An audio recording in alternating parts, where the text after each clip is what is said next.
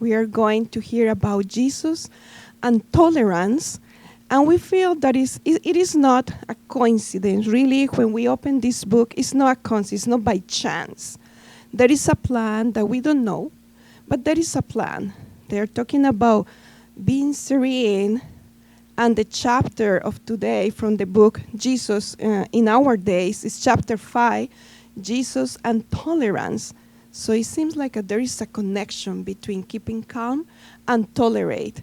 So Kirsten is going to bring us some highlights of the chapter.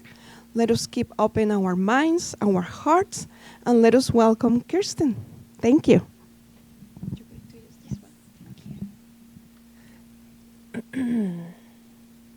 Good evening, everyone.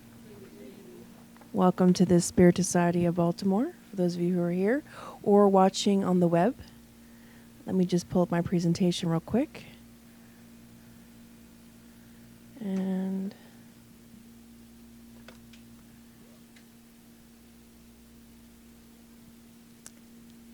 who here knows what tolerance means? Can anyone give me the definition? Any brave souls? I'm told to be gentle. Sometimes listening to your husband works. Rare occasions. Does anyone know what tolerance means? Jeanette, thank you.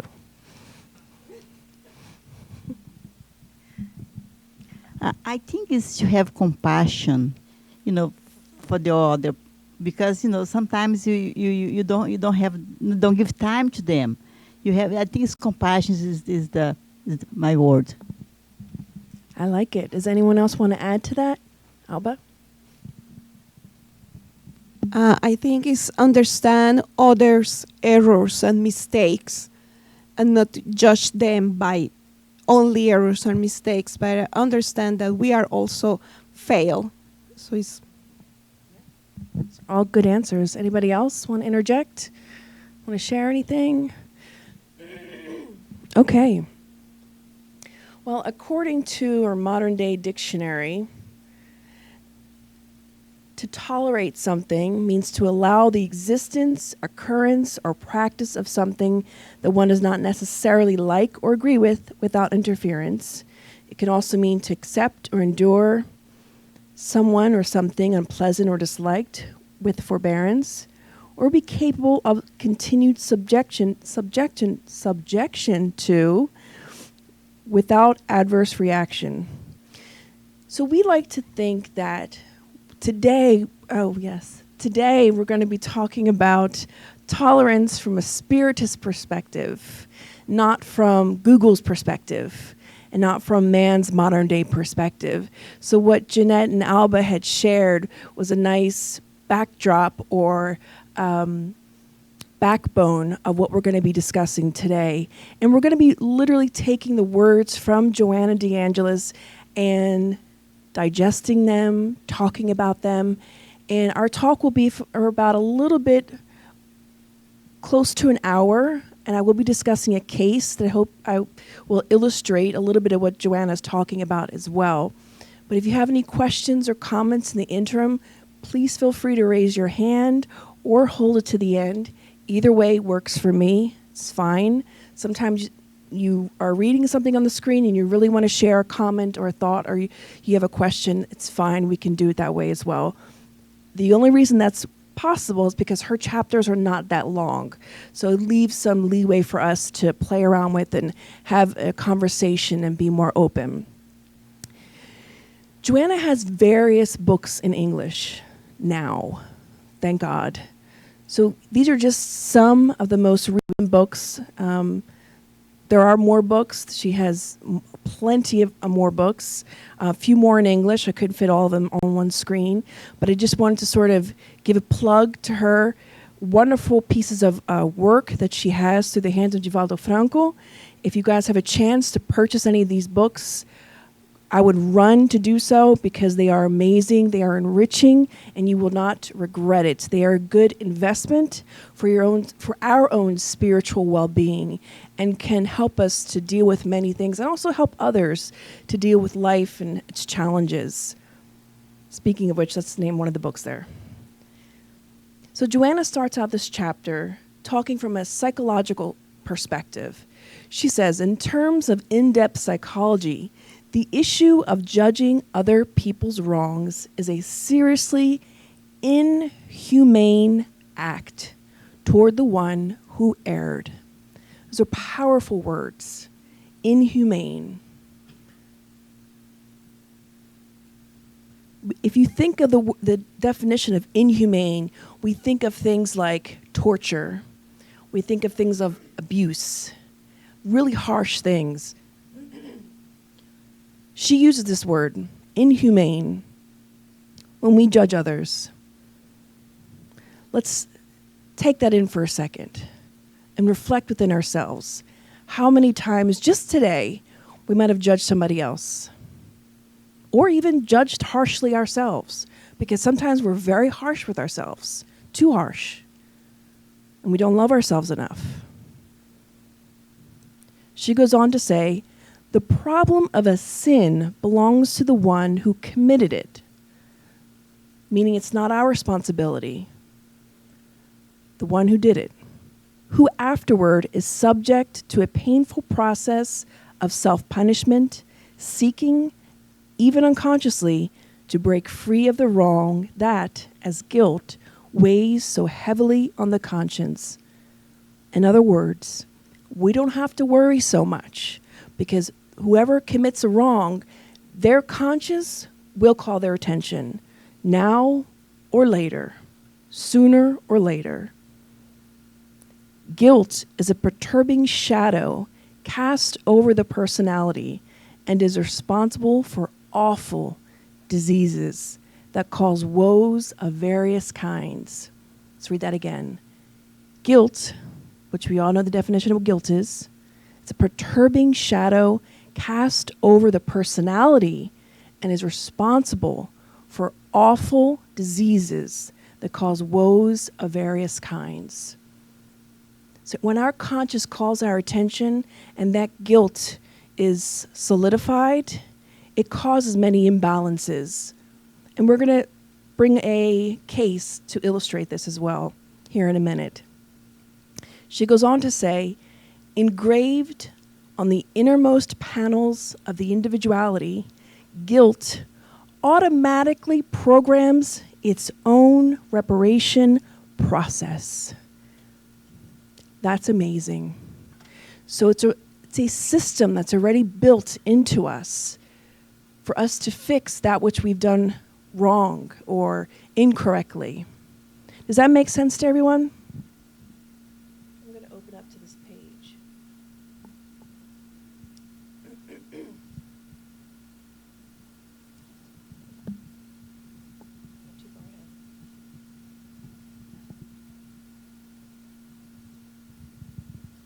I wanted to read directly out of the book something else.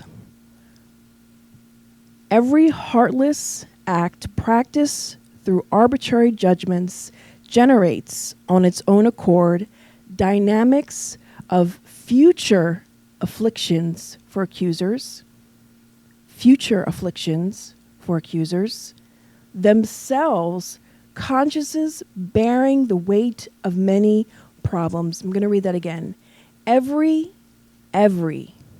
You know, in medicine, we never say every. Usually, we say most of the time because we don't like to say every. But Joanna uses the word every, which is very powerful because she says every. There's no exception. Every heartless act practiced through arbitrary judgment generates on its own accord dynamics of future afflictions for accusers, themselves consciences bearing the weight of many problems. Judging the actions of others as incorrect, accusers project their own shadow in the form of self-justification, which will not rid them of their own blemishes.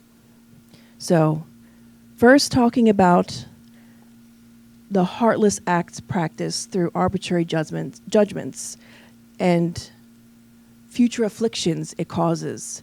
So we are signing our own future reincarnatory plan with every action we make, especially the ones where we go astray, where we hurt people, intentionally or not.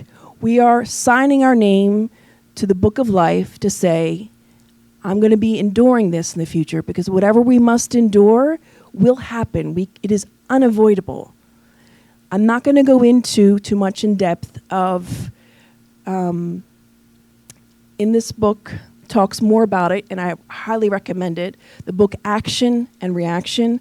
Leo and I did a study series, and it's on the Spiritist Network, Daniel, right? YouTube channel, and it's highlights of this book. This book is an excellent book to illustrate the attenuation of God's love.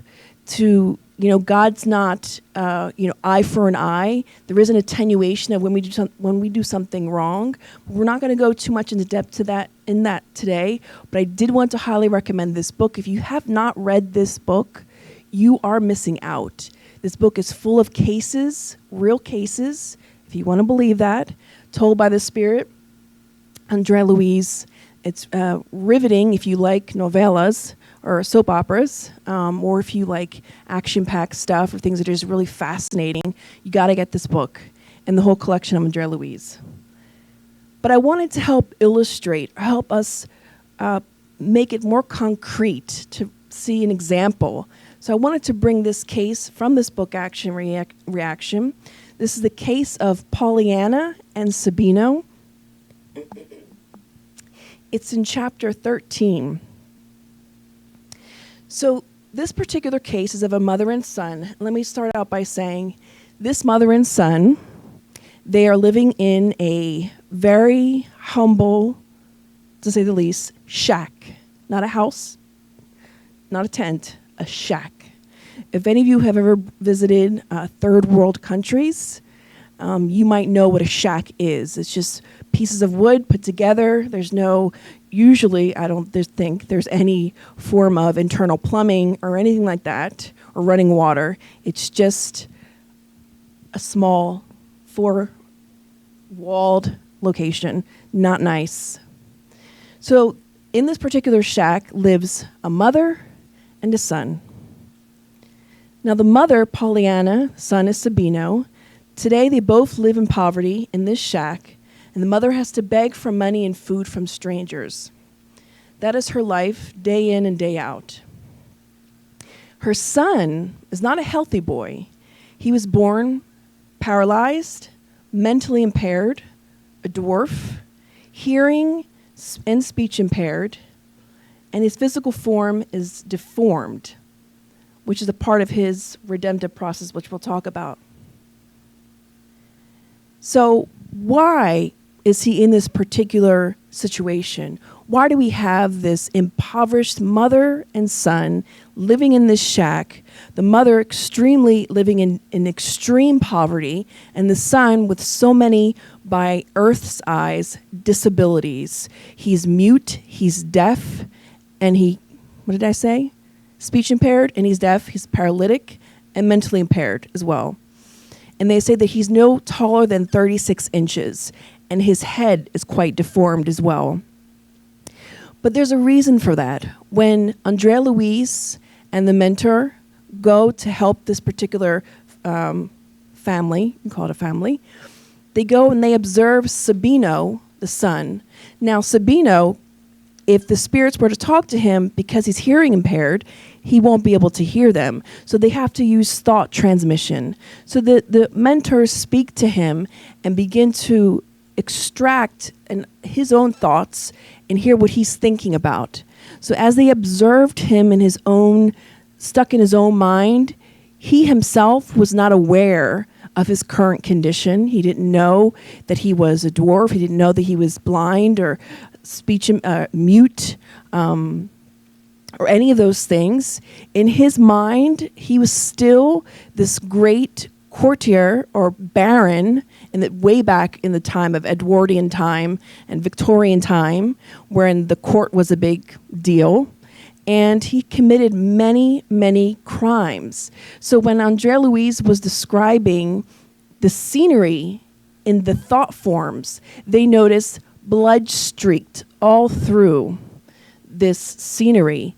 And when they asked Sabino, what does that blood streak mean? And he says, well, this is a part of what I had to do to gain my position and my wealth, as if it were something normal.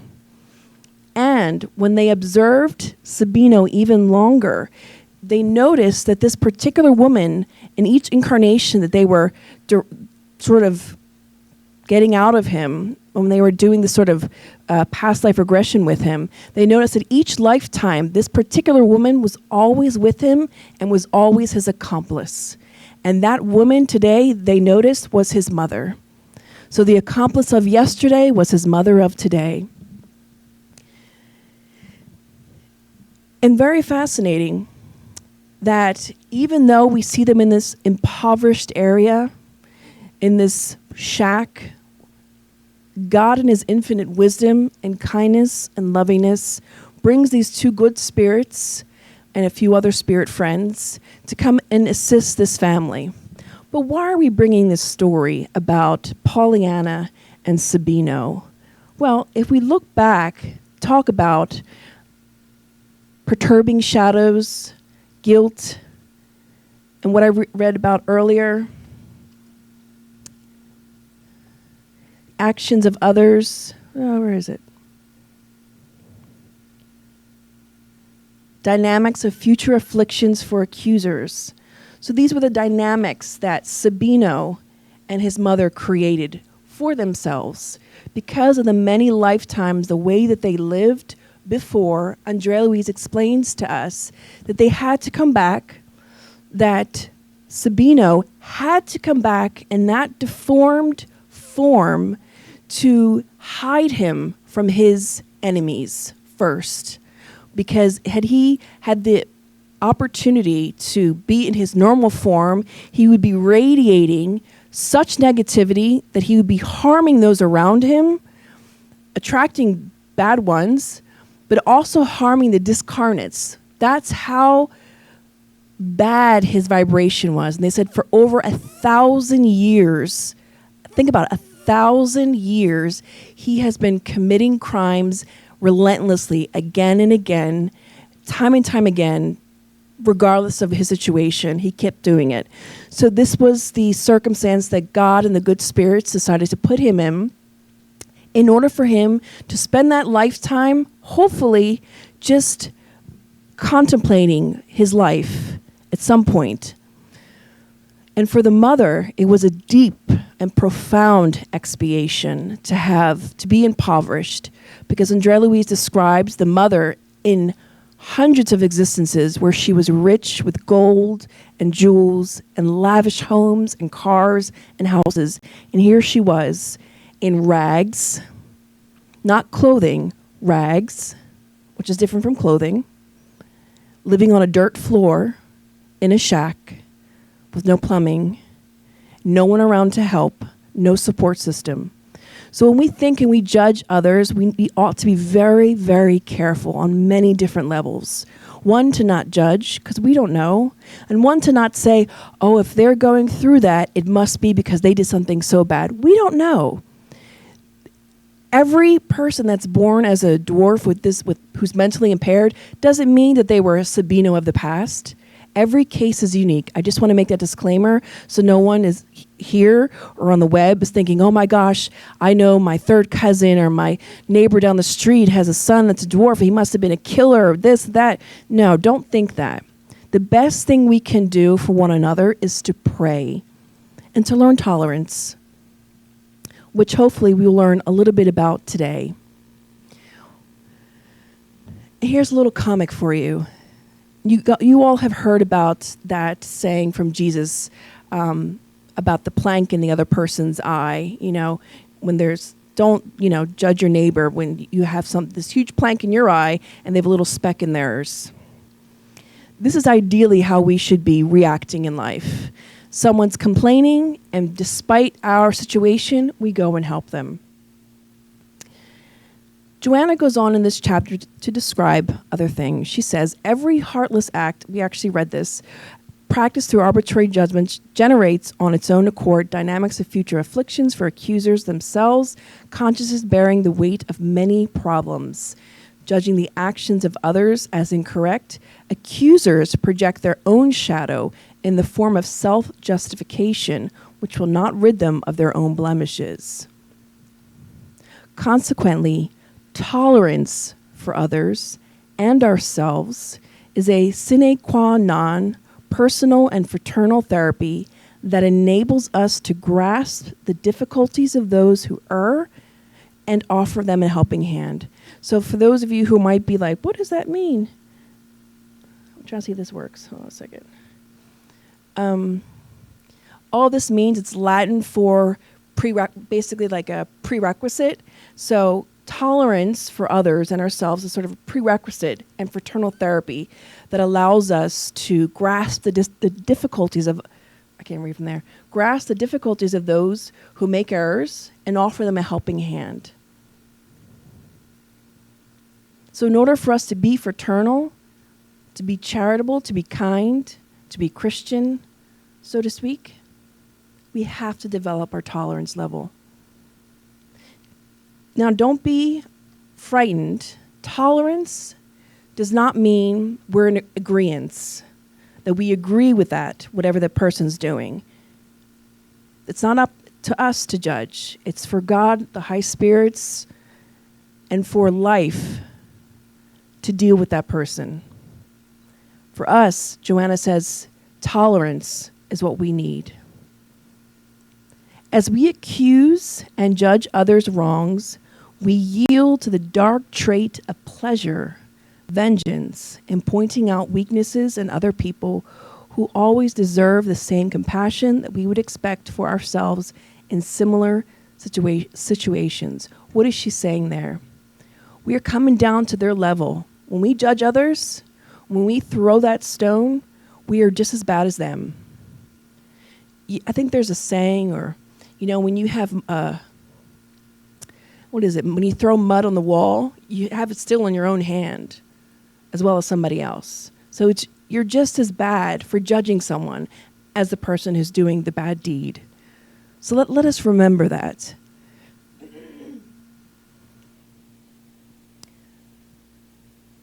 Now we bring in Jesus, or Joanna brings in Jesus, to help us to understand how we should be living, what our life should look like, what our posture should be towards life. She says, Jesus was always very strict when teaching those who judged other people's behavior. We all know this particular story of the woman who was being chased by the townspeople and the Pharisees who wanted to stone her to death for adultery. But Jesus intervenes and says, let he who is without sin cast the first stone, which means whoever has never committed a sin here, you can throw the first stone. If you've never committed a crime, if you've never done anything wrong, go ahead, stone this woman. Each person dropped the rock because they did an internal reflection and could realize, hey, I've made some mistakes in my life. Maybe nobody knows about it. Maybe some people know about it. But I know I've made mistakes. And I might make future mistakes. Something for us to think about, again, to take in as a part of our daily act, our daily behavior. I like that Joanna brings this next paragraph because I don't believe she wants anyone to walk away from this chapter feeling like criminals shouldn't be punished or people who steer wrong shouldn't have repercussions. She says, of course, there are courts and appointed authorities in charge of the moral cleansing of society. They are responsible for catching and judging criminals using re-educational means that are never punitive because otherwise they would be guilty of identical, if not more serious crimes. Well, sad to say, we are in 2019, and our jail system is not yet up to par with these standards. It's not necessarily a place for re-education. Sometimes it's a place for re-education in a negative sense, but it's not quite up to par yet with the ideal that Joanna is teaching us. But that sometimes the best place for those who err and who are making big mistakes, who are criminal in nature, the best place for them is to be in the jail, to reflect, to take them out of society, for them to learn, to meditate.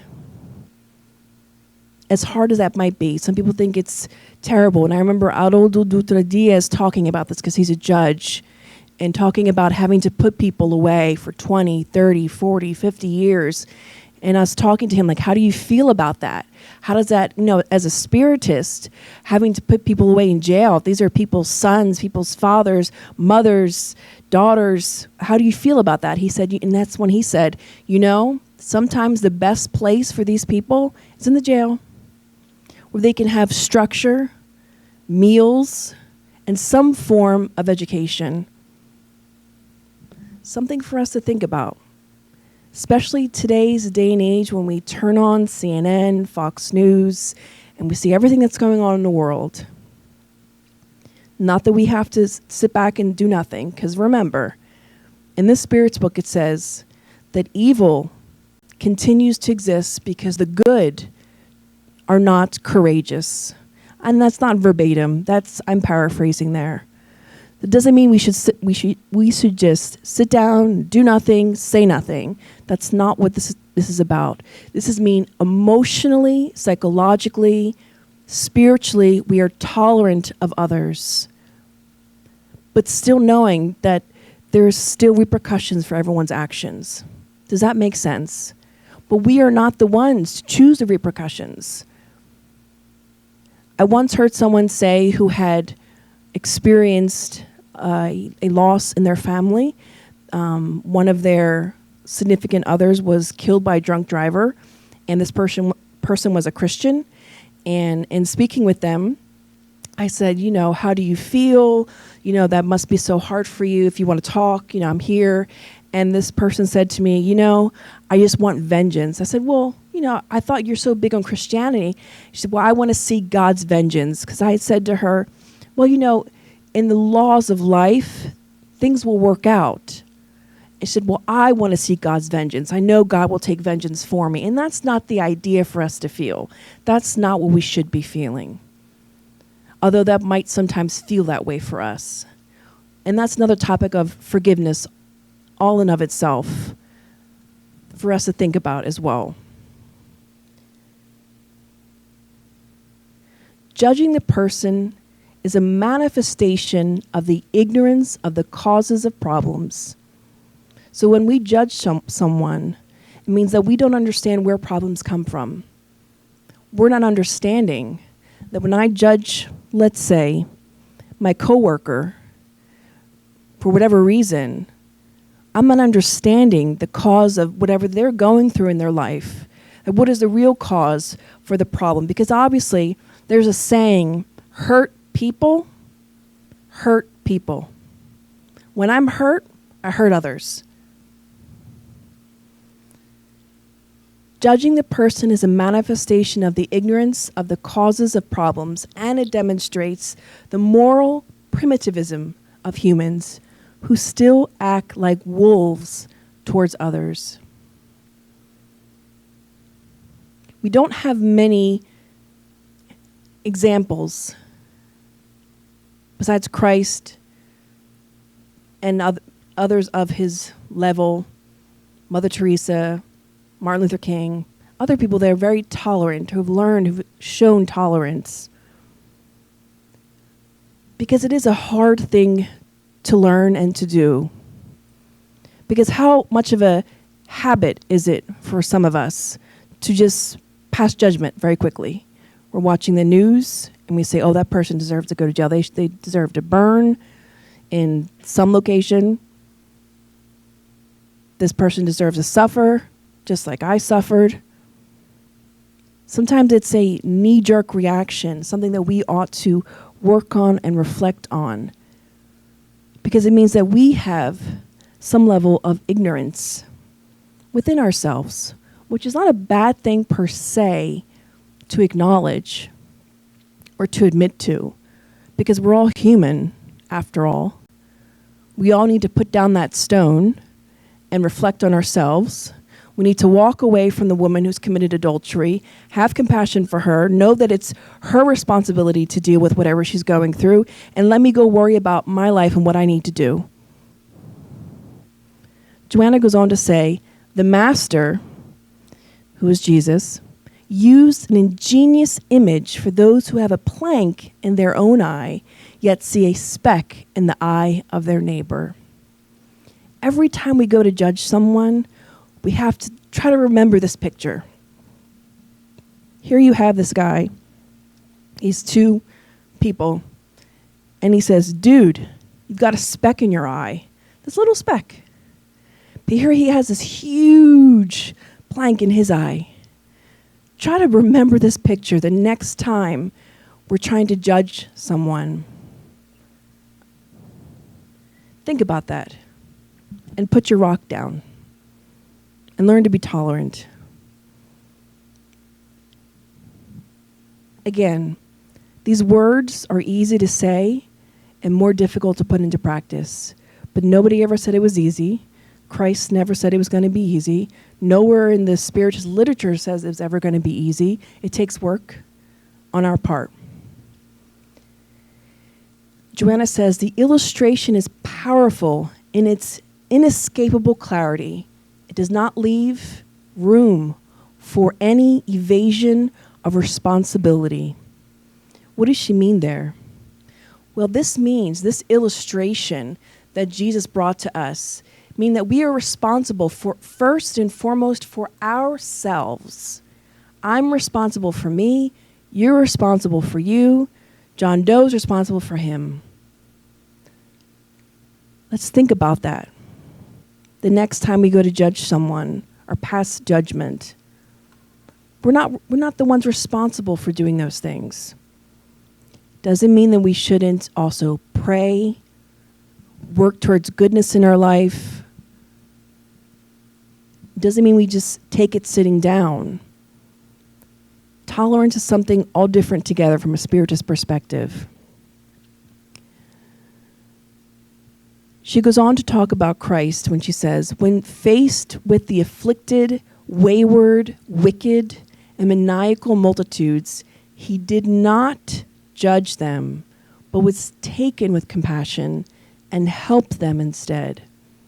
Now think about all those in the world that are afflicted, wayward, not on the right path, wicked or maniacal, which is even worse, perverse kind of people. He never judged them, but was taken with compassion and helped them. That is an attitude that is to be developed.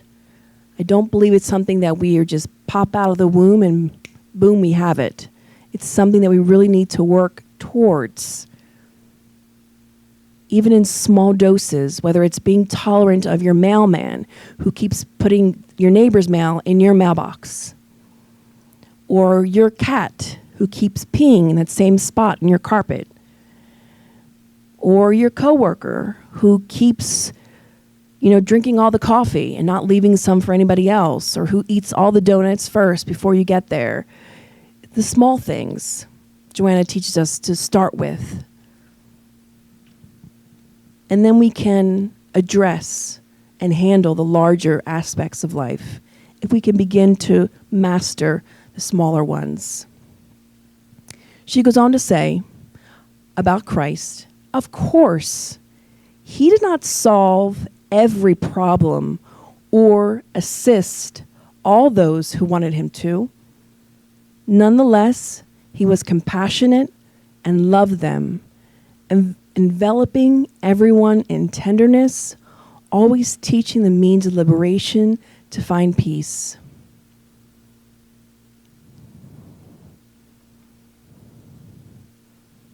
Recently, we were watching TV, actually a Brazilian station, and someone was repeating this phrase, and it stuck with me, and I think it's pertinent to this, or it relates to this.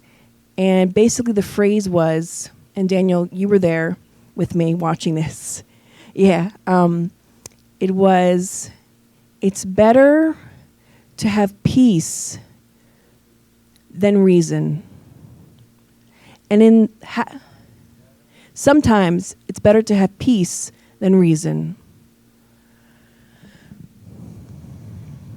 Now, in our lives, we might encounter many things and many people we can argue with and fight with, but sometimes we have to just walk away and understand where that person is coming from, understand that they might not be in the best place in their life, that we should put the rock down, not stone them, not judge them, and that it's better that we maintain our peace.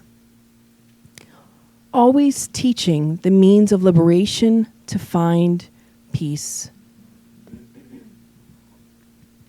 There was a saying by Toni Morrison, and I posted it, and it's gone. Yeah, I think it's gone. No, it's not gone.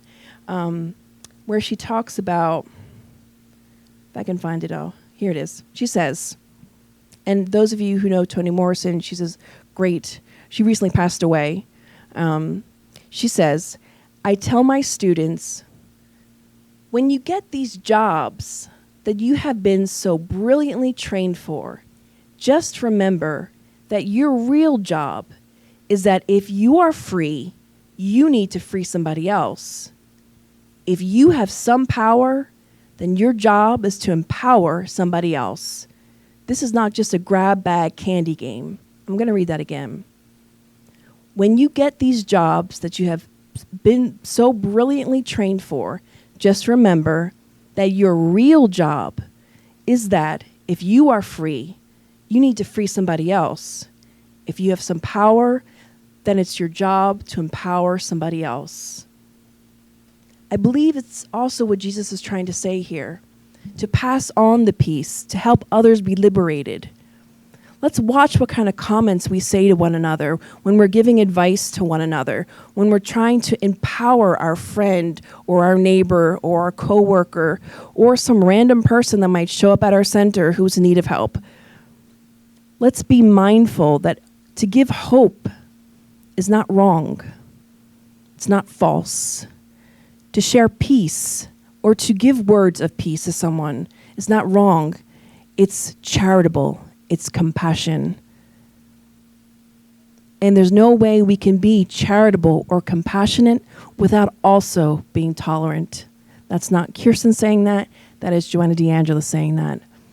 So it behooves us to learn and to practice tolerance. Oh, no, I'm missing a slide. No, I'm missing a slide. Well, that's okay. We're going to improvise here. I don't know what happened to the slide. It's completely gone. That's really weird. That's okay. I'll tell you what the slide says. We're going to improvise here. On the slide, I wanted each person to read a part of it because these were the take-home messages of today, the take-home lessons. I know our talk was a lot shorter than an hour, but I wanted each of us, or some of you, to read one line and to just speak on it and pass it along to someone else who's courageous enough to read it. Oh, do I have the other microphone? Yes. Hello? Testing. Yes, it's working. Hello. Why is this one louder? Okay. Alba, why do I feel like you're going to raise your hand? I saw you taking your glasses out. I saw you taking your glasses out. So would you like to read just the first sentence? You're walking towards me. I'm on the first row. So it's like, Just read the first sentence. And you can make your own comment if you wish. Okay. Have compassion on those who err. Their conscience will be their judge. So be it. Enough said, right? Yes. Chris. Who else would like to read? I don't know. Or Maria Cristina. Help. Get my glasses. Oh, here, they are mine. Everyone prepare to get your glasses ready, please. If anyone would like to read, please raise your hand. Any volunteers? After Maria Cristina? Anyone? Jeanette? Diony? Yasko? Okay, good. Okay. Help those who stumble. Oh, hold the mic closer to your, yeah. Help those who stumble. Their weakness is already their punishment. No comment. Sometimes you try to help them, but, it doesn't work. Read it again for me. Help those who stumble. Their weakness is already their punishment. Yeah. Yeah. Do we get that? Do you guys feel that? Try read, okay? Oh, we don't have to. Yasko wanted to. You don't have to. Don't feel pressured. The previous one, their weakness is already their punishment. I feel it's sad that because I'm weak, I commit an error. I think it's harsh to accept my weakness did that. I feel sorry. Yeah, it's a big punishment, really. But it's also a way that Joanna puts it into words so we can have compassion. So difficult. Yeah, so we can have compassion for the other person. Okay. Tolerate wrongdoers. They are your future. Should you not be strong enough to proceed rightly? Oh, God, she is difficult. What a prediction of my future. She's harsh. Oh, so tolerate wrongdoers. So if I am a wrongdoer, I will have a future that is not so peaceful for me. They are your future. Should you not be strong enough to proceed rightly? So that means don't judge Joe, because tomorrow you might be the one to fail at something and also commit a mistake unknowingly, without really wanting to. And we might be in the same position that we're judging Joe for today. Jeanette?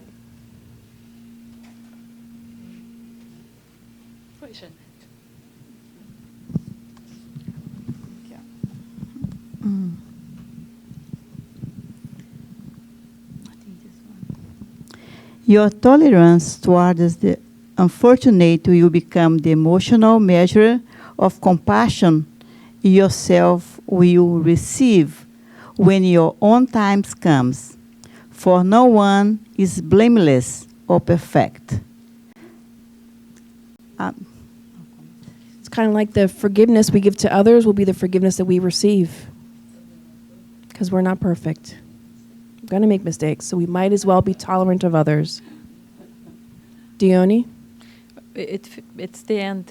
She It's the read end. the last one. Oh, sure, the last one. Okay. Yeah. I'm not there with the book. Perfect. Unless you want. No, No, it's Nope. the end. Nope. It's the end. Yeah, the chapter. Yeah. Oh, and okay. Oh.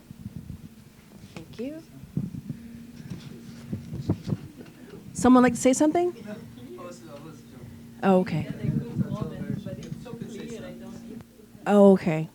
Yeah, I mean, she really is straight to the point. Have compassion on those who err. Their conscience will be their judge. Help those who stumble. Their weakness is already their punishment. Tolerate wrongdoers. They are your future, should you not be strong enough to proceed rightly. Your tolerance toward the unfortunate will become the emotional measure of compassion you yourself will receive when your own time comes, for no one is blameless or perfect. So it behooves us to practice tolerance. in order for us to be truly charitable and loving towards others. It's a word we might not think often of. It's sort of a virtue to have that we might not think often of. You might think of other virtues, but tolerance is a prerequisite in order for us to be loving, having tenderness towards others, because we have to understand the other person, just like, and helping them, despite them being criminals in nature. Thank you so much for your time, you guys. I appreciate it. Normally, I open up for questions, but I wanted to open up for comments. If anyone has a comment, I mean, you can ask a question, but if you wanted to comment, if something you heard today was interesting or touched you in some way, just raise your hand, let me know, I'll give you the mic. Yeah. That was good. I heard, I think it was yesterday in one of these spirits program,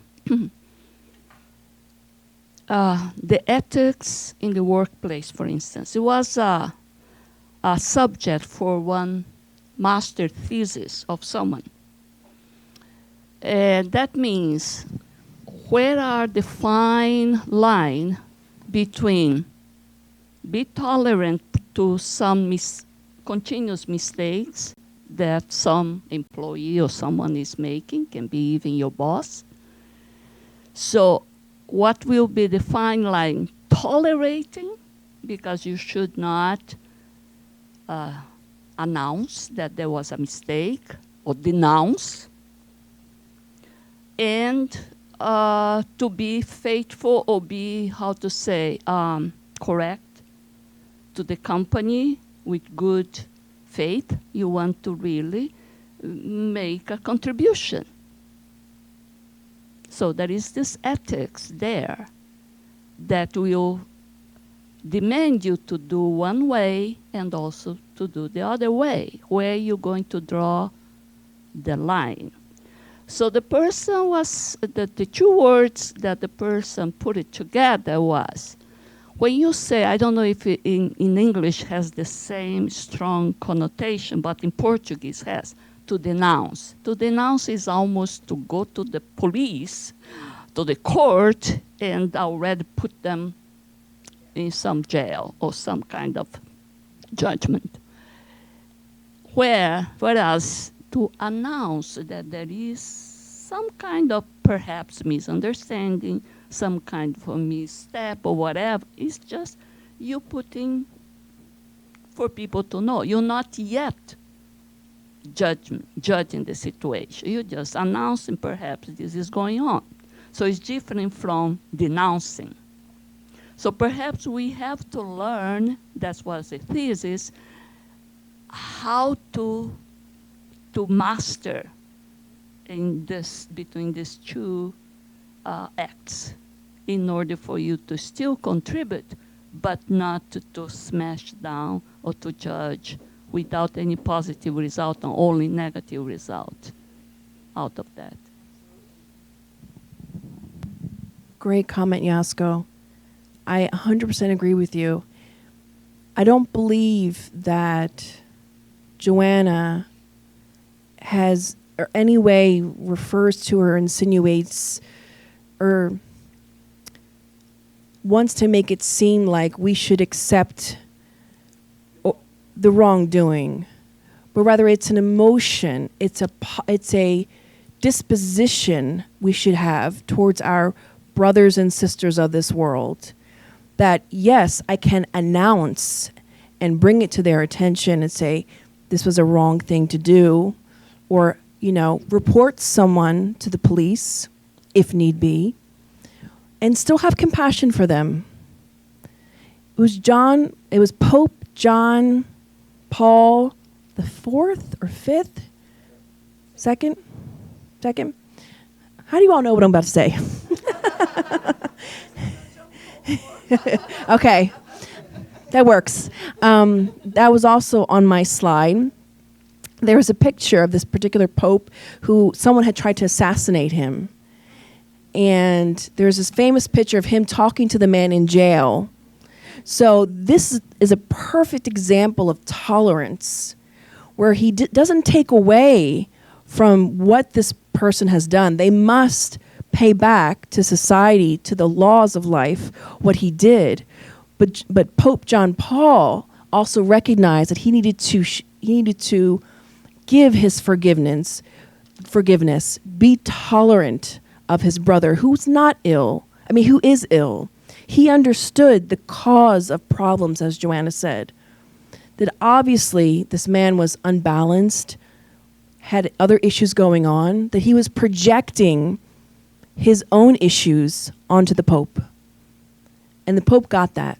And that's why that picture, which was one of my last slide, was my last slide, sort of illustrate the essence of today's talk. To have that balance, what Jasko was talking about. That we can, visit our perpetrator in jail and forgive them, but not take away the fact that they still need to answer for what they've done. Because this is life. Daniel, you had a comment or question? Yes. First of all, thank you so much. This is a very appropriate topic for the situation that we are living here in this country, especially with what happened the last couple weekends. My comment is about the divine laws. One of the divine laws that we learn in Spiritism says that the law is just, love, and charity. So when we see that law, we perfectly understand this chapter that Joanna de Angelis talk about Jesus and tolerance. I think what he asked when you has just mentioned about we should be just. If you commit a crime, there is a consequence. But the question is how we going to apply this justice. Is an educational justice that will make that person reflect? How are we going to point out people's mistake? What is our intention? Is to humiliate or to call the attention for the person to watch out, what he or she is doing? If the person is doing something that harm other people or society, is our obligation to call upon the authorities. We cannot just, no, I'm not going to say anything. Because then we are helping that behavior to continue. So,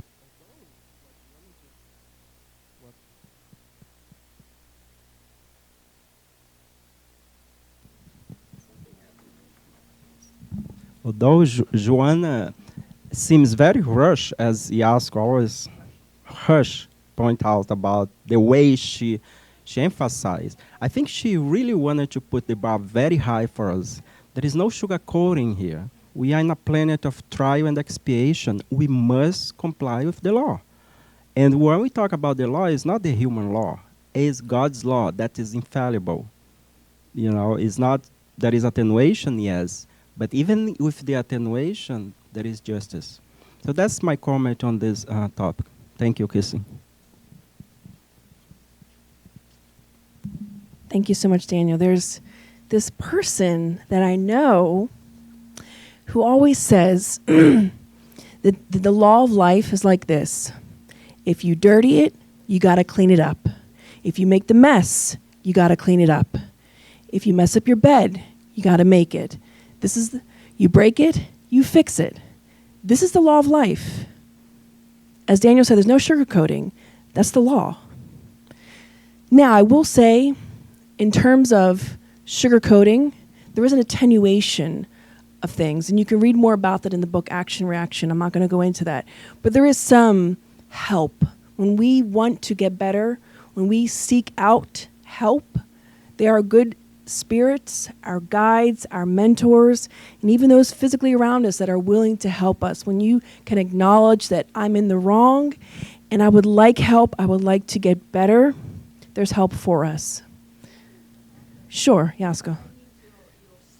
It's the second slide. Let me see. Oh, no, yeah. One more. Oops. Guilt is something guilt in the end. Oh, so it's more. No, I think it was in the beginning, really. It was the beginning.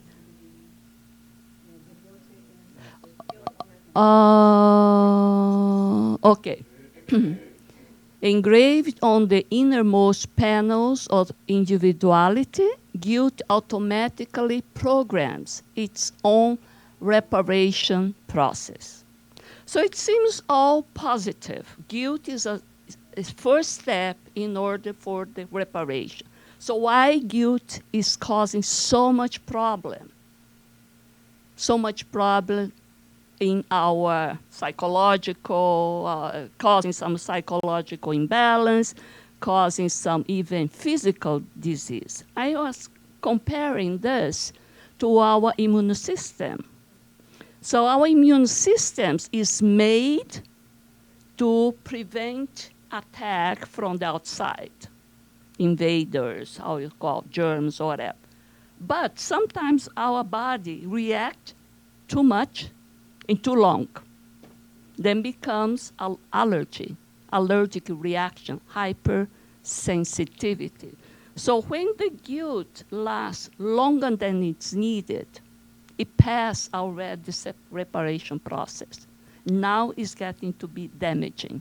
It's like our immune response. I think it's the same way. So not let the guilt stays forever in a reverberation mode, because that is, it will cause some disease, some imbalance, not any longer the positive side.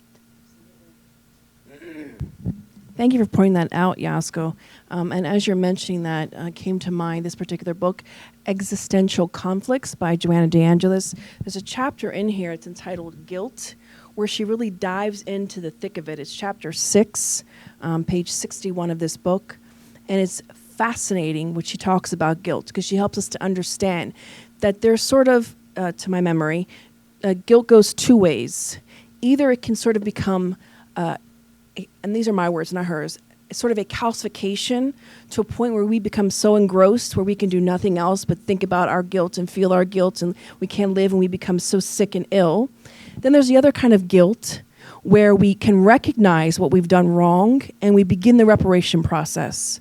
That's the step we want to take. We don't want to take the step where we become so obsessed with what